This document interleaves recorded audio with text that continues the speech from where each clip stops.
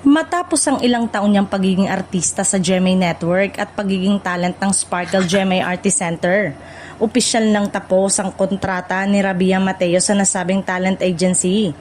Ayon sa isang entertainment report, ang kontrata niya sa Kapuso Talent Management ay hindi na narinyo kamakailan.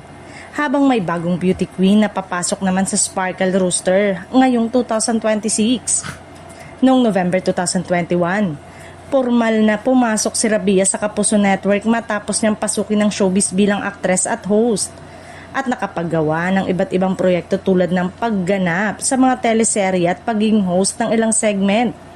Ngunit ngayong hindi na siya kabilang sa Sparkle Rooster. Maraming mga fans ang nagtataka kung ano ang magiging direksyon ng kanyang showbiz career. Sa kabila ng pagtatapos ng kanyang kontrata, maaari pa ring magtrabaho si Rabia sa ibang network o maging freelance artist.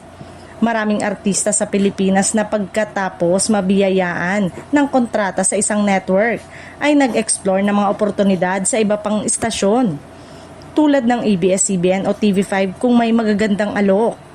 Wala pa namang opisyal na pahayag si Rabia tungkol sa kanyang susunod na hakbang. Ngunit posible rin na handa siyang subukan ng mga bagong collaboration sa ibang grupo ng mga artista. Bukod sa pag-aaruga ng karir sa telebisyon, kilala si Rabia hindi lamang bilang beauty queen kundi bilang isang personalidad na may malawak na interes.